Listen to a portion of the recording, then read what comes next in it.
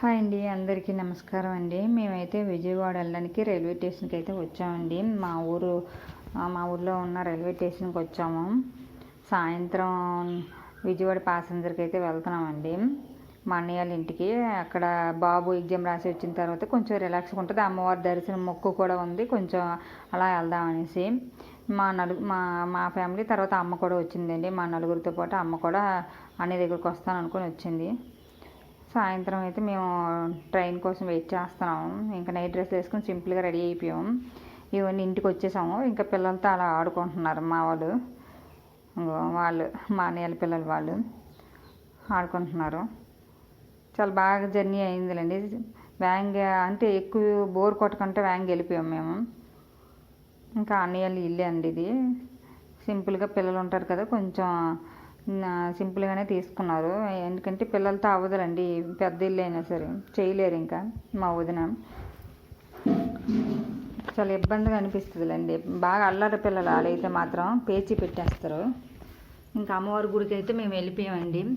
ఇది కొండ మీద పైన అమ్మవారు, ఇంకా పైకి ఎక్కడం కోసం మేము వెయిట్ చేస్తున్నాము. అన్నయ్య బైక్ పెట్టడానికి వెళ్ళాడు. ఎక్కిపోయిన కొండ మీదకి వెళ్ళిపోయిన తర్వాత ఆ అమ్మవారి దర్శనం అయిపోయిన తర్వాత కొంచెం పక్కకు వచ్చాకి ఇక్కడ దుర్గా అమ్మవారు ఉన్నారండి. తులాభారం దగ్గర అమ్మవారు ఉన్నారు. అక్కడ కూడా కొంచెం దర్శనం చేసుకున్నాం. అమ్మవారి పాదాలకు అలా నమస్కరించుకుని ఇంకా బయటని కూర్చున్నామండి. అక్కడ టెంట్లు వేశారు, అక్కడ ఎండ దగ్గర కొంచెంసేపు కూర్చుందాం అమ్మవారి దగ్గర అనేసి కూర్చున్నాం మేము. ప్రశాంతంగా ఉందండి. అమ్మవారి దర్శనం అయితే చాలా బాగా జరిగింది. మేము విజయవాడ వెళ్తే కంపల్సరీగా అమ్మ దర్శనం లేకంటే అయితే మేము రావండి. అమ్మ దర్శనం అన్నయ్య దగ్గరుండి చూపిస్తాడు. అమ్మది కార్డు ఉంటుంది కదండి వాడిది. కార్డు ద్వారా కొంచెం దగ్గరికి వెళ్ళగలుగుతాం మేము. చాలా బాగా అనిపించింది మాకైతే.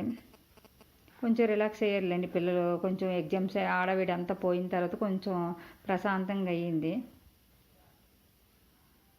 నాకైతే చాలా బాగా అనిపించిందండి అమ్మవారి దర్శనం అయితే. నాకేమో అమ్మవారి దర్శనం అంటే నాకు చాలా ఇష్టం.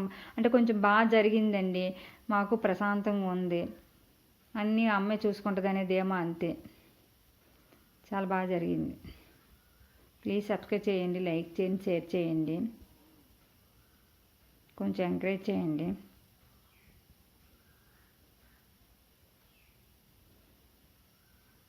అలా కొద్దిసేపు మళ్ళీ కిందకు వచ్చాక ప్రసాదాల కౌంటర్ల దగ్గర కూడా కింద కూర్చున్నామండి. ప్రసాదాలకు అన్నయ్య వెళ్ళాడు తేడానికి, అందుకని కూర్చొని అక్కడ అగరబత్తులు కొనుక్కున్నామండి. కొంచెం నార్మల్ కన్నా అక్కడ కొంచెం కోవిల్లో అగరబత్తులు అయితే కొంచెం స్మెల్ బాగుంటుంది, ఇల్లంతా చాలా పాజిటివ్గా అనిపిస్తుంది అనేసి అక్కడ కొనుక్కున్నామండి. కొండ దిగిపోయాం కదా, ఇదిగోండి అమ్మవారి కొండ అయితే ఇది. బయట ఆటో కోసం వెయిట్ చేస్తున్నాం.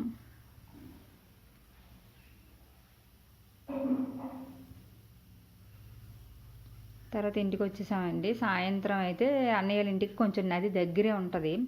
నది దగ్గరికి వెళ్తున్నాం మేమైతే.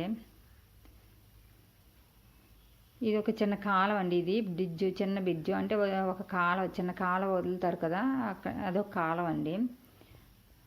నది పక్కనే ఈ కాలం ఉంటుంది, దానిపైన బ్రిడ్జి.